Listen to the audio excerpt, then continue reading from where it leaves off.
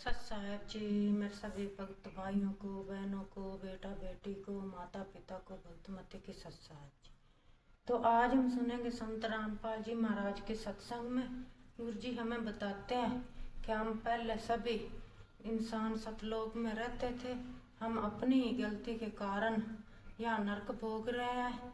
काफ़ी अच्छा हमारा वहाँ जीवन था, कोई दुख रोग नहीं था, और हम बेमतलब की बकवादों में फंस कर यहाँ इस धरती पर नरक भोग रहे हैं। तो अब इस धरती पर संत रामपाल जी महाराज जी परमात्मा रूप में आए हैं। सभी ने गुरु जी से नाम दीक्षा लेके इस धरती पर भी सुख प्राप्त करने हैं और मोक्ष भी प्राप्त करना है। तो सुनते हैं सभी भाई बहन, बेटा बेटी, माता पिता मिलजुल कर सत्संग संत रामपाल जी महाराज की सत्साए। में कुछ आत्मा भी मेरे साथ हो, अकेला करूंगा क्या? इसने फिर से तपस्या शुरू की। तो अपने आत्मा हम क्यों फंसे, उसका कारण ये बना कि जब ये तपस्या कर रहा था और हम सभी आत्माएं इसको देख रहे थे, ये कभी ये एक पैर पे खड़ा होकर तपस्या कर रहा था, कभी उस पैर को बदल लेता था, कभी उसको बदल लेता था, और हम उसको देख रहे थे। हम इसके ऊपर आसक्त हो गए, क्योंकि वहां अब हमारी नजर जो है बहुत तेज होती है, बहुत दूर से भी हम बिल्कुल साफ देखते हैं। हम इस पर आसक्त हो गए और अपने परमात्मा से विमुख हो गए। हम पतिव्रता पद से गिर गए। अब ये बुराई आपके अंदर आज भी है, हमारे अंदर। जैसे कोई हीरो या हीरोइन, अभिनेता या अभिनेत्री अपनी रोजी रोटी के लिए चटक मटक डांस डूंस करते, बेमतलब की एक्टिंग करते, और ये युवा बालक लड़के और लड़कियां उनके ऊपर आसक्त हो जाते हैं। ये मेरा फेवरेट हीरो है, ये मेरी फेवरेट हीरोइन है, और लेना एक ने देनी दो, बेमतलब बकवाद करनी। हक है तुम्हारा, तुम्हें निकट भी नहीं जा सकते उनके। और यहाँ कोई हिसार या बरवाला के अंदर कोई आ जाए उनमें से, ये चटक मटक करने वाले हीरो हीरोइन, देखो इन युवा बच्चों की वहां दम घट जुड़ जाएगा, और वो कम से कम ही 1 किलो 200 फुट दूरी पर स्टेज पर खड़े होंगे और वहां से चटक मटक कर रहे होंगे, और ये बड़े खुश हो रहे होंगे। बता, सारा दिन दूर फांक कर उल्टे आ जा, खाक मिला उनसे उनको। वो अपनी रोजी रोटी के लिए प्रसिद्धि पा रहे हैं, और हम ये बच्चे उसके ऊपर आसक्त हो रहे हैं। ये दोष हमारी आत्मा में वहां से घर किया हुआ है। और जैसे कितने ही अच्छे भाई बहन हैं, कितने उनमें प्यार है, और कुछ दिनों के बाद विवाह होगा, विवाह होते ही अलग होना कंपलसरी है उन्हें। मरोड़ी कुछ भी लगा उनके मन में, अलग जरूर होंगे, रह ही नहीं सकते। तो ये भी वहां से लगी थी। न सोचेंगे अलग होकर मैं ये बनाऊंगा, अपने बच्चा न बढ़िया खुआऊंगा, बढ़िया कोठी बनाऊंगा, न्यारा रहूंगा। वो तो होना जाना वही है जो आपको मिला, लेकिन दुर्बुद्धि हमारे अंदर घर कर चुकी है, ये अपना प्रभाव दिखाती ही रहेगी। यहाँ इसका कोई विकल्प नहीं है। इसका विकल्प यही है कि आप जो दास बता रहा है, ज्ञान भगवान ने बताया है, इस अनुसार साधना करके आप यहाँ से पीछा छुड़वा कर उस लोक में चले जाओगे जहाँ कोई दुख नहीं, वहाँ कोई परेशानी नहीं है, वहाँ मृत्यु नहीं, बुढ़ापा नहीं, कोई रोग नहीं। ऐसा सुंदर शरीर मिलेगा। इस शरीर के अंदर एक सूक्ष्म शरीर है, और उस सूक्ष्म शरीर के ऊपर एक और अंदर और शरीर है, 3-4 शरीर है। उसके बाद आत्मा का ओरिजिनल शरीर है, बॉडी है। उस बॉडी के ऊपर वहां जाकर के और एक शरीर मंडा जाएगा जैसा ये है, और वो शरीर अमर होगा। उसमें नाड़ी तंत्र नहीं है, और उसमें राग द्वेष नहीं है, उसमें बीपी हाई लो शुगर या कोई उसमें डिसीज नहीं होता।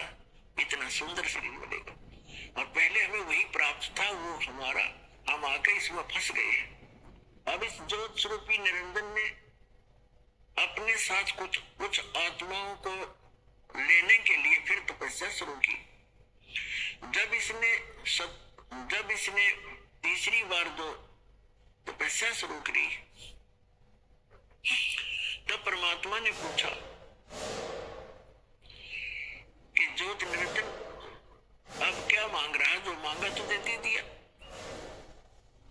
और उस दौरान जब हम इस ज्योति निरंजन पर आसक्त थे, इसकी ये तपस्या कर रहा था और हम देखे थे। और आज भी ये देख लो आप, किसी गांव के गोरे बनी में और कोई बाबा तपन लग जा, सारा गांव देखने जाएगा उसमें, सारा गांव देख का होगा बाबा तुप 10 दिन हो गए, 20 दिन हो गए, 1 महीना हो गया, बैठे नहीं हो तो खड़े आ रहे हैं झूल पर झूल रहा है, बस सारे देखने जाएंगे।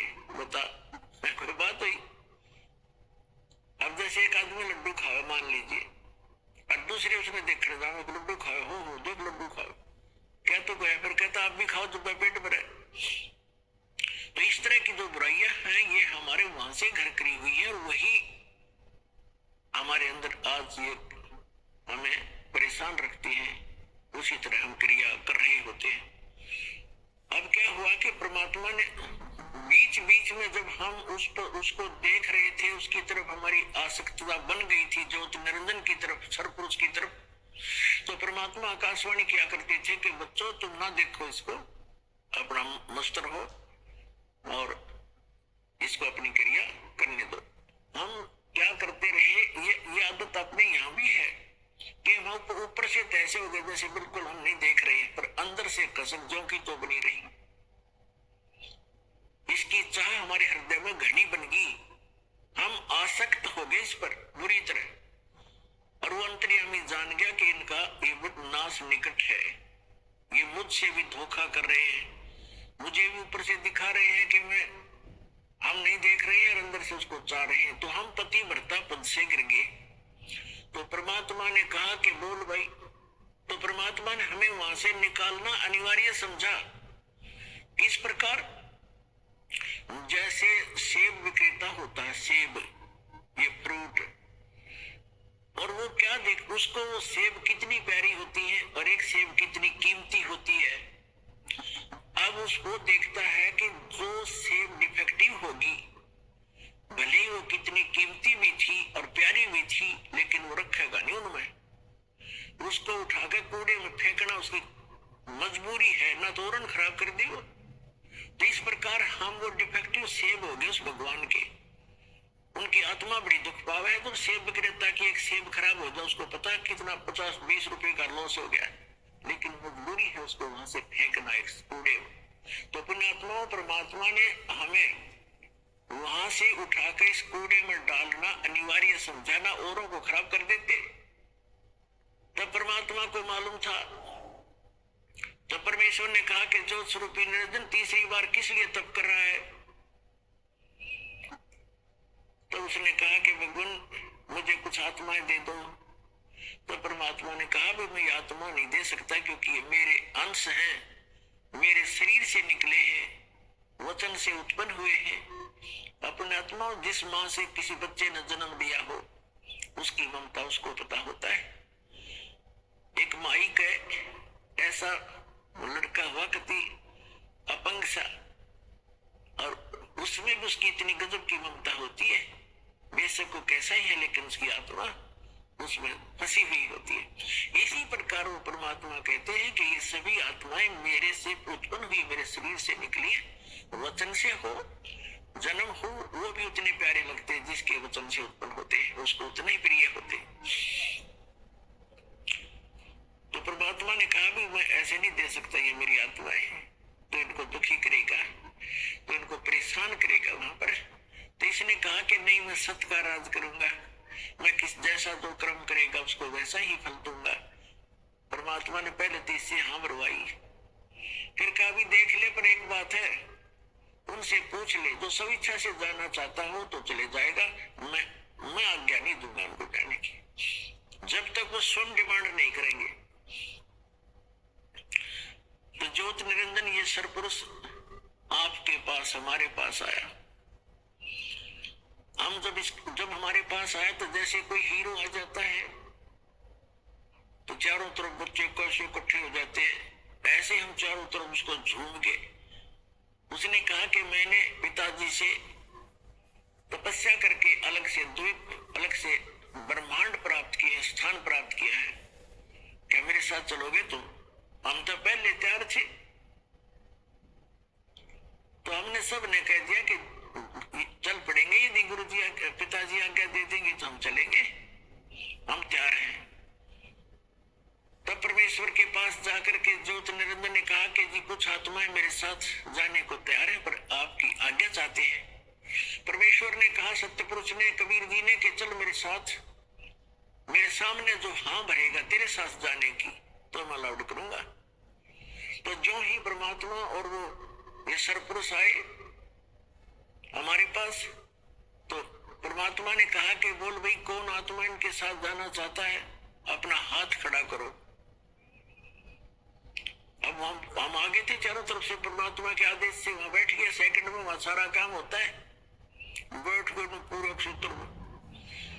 तो परमात्मा ने कहा कि जो इनके साथ जाना चाहते हैं, सरपुरुष के साथ इसके ब्रह्मांडों में रहना चाहते हैं, हाथ खड़ा करो। अब परमात्मा पहले आकाशवाणी करके हमें समझाया करते थे कि इस पर आसक्त ना हो तो मार खा जाओगे। अब उस दिन वो बात उनका याद आई और पिताजी के सामने अब कैसे कहें हम जाना चाहते हैं। सन्नाटा छा गया, कोई नहीं बोला। तब परमेश्वर ने कहा कि सरपुरुष आप तो कह रही थी कुछ जाना चाहते हैं तो बोलते ही नहीं, झूठ बोल रहा तू। तब सरपुरुष ने कहा कि पिताजी ये आप के सामने नहीं बोल रहे हैं, पहले तो सभी कह रहे थे जितने यहाँ बैठे हैं। तब इतनी बात हो रही थी, तभी एक आत्मा ने खड़ा होकर के स्वीकृति दी उसको। अब जो ही उसने एक खड़ा हुआ तो हमने सभी ने हाथ खड़े कर दिए और खड़े भी हो गए। हमने सोचा कहीं ये अकेला ही सारा काम लूट ले और हम रह जा पीछे।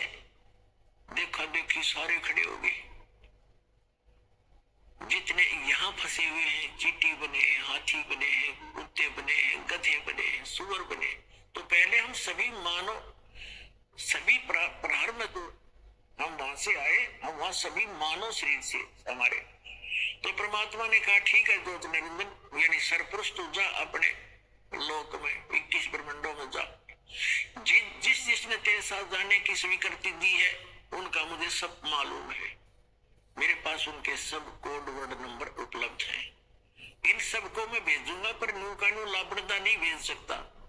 इनको मैं अलग से व्यवस्था करूंगा, बीज रूप में बनाऊंगा पुनः। और जिस अब तो जा वो भेज दिया, जिस आत्मा ने सबसे पहले स्वीकृति दी थी उसको एक सुंदर लड़की बना दिया अपने वचन से, और उस लड़की के अंदर वो सभी आत्माएं सूक्ष्म रूप में डाल दी। अपने आत्माओं जैसे एक वट वृक्ष देखा होगा, बड़का वृक्ष, बड़का वृक्ष इतना बड़ा फैल बड़ा होता है बहुत गुना, और उसका बीज होता है राई जितना, राई से छोटा होता है बड़का बीज। अब परमात्मा ने उन सबको बीज रूप बना दिया। परमात्मा की वचन में सारी शक्ति है, वो कुछ भी कर सकता। तो जितने भी वहां थे सब बीज रूप में बना दिए, और उस बीज को अपने वचन से उस लड़की जो बनाई थी प्रथम जिसने स्वीकृति दी थी उसके शरीर में प्रवेश कर दिया, सारे के सारे बीज रूप में। और उस लड़की से कहा कि बेटी अब तू, तेरे को वहां भेज रहे हैं ज्योत निरंजन के पास, सरपुरुष के पास, और उसके साथ मिलकर तू ये सृष्टि रच देना। तेरे को वचन शक्ति दे दी है मैंने। वचन से जितने भी तू जीव कहेगी, चाहे पशु बनाना, चाहे पक्षी बनाना, और चाहे तो देव बनाना, मनुष्य बनाना, जैसा सोचेगी वैसे ही बन जाएंगे। अपने पुत्र सहज दास से कहा कि सहज दास अपनी बहन को ज्योत निरंजन के पास छोड़ आओ। अब उस सरपुरुष के पास, और उसको बता देना कि ऐसे ऐसे मैंने इसके अंदर सभी वो आत्माएं जो तेरे साथ आना चाहती थी बीज रूप में डाल दी है, और ये बहन जितने भी तू कहेगा उतने ही नर और मादा उत्पन्न कर देगी। इसमें ऐसी शक्ति भी मैंने भर दी है, वचन में शक्ति दे दी है। सहजदास ने जाकर के ज्योत निरंजन से सारी वार्ता सुना दी और लड़की को वहां छोड़कर वापस आ गया।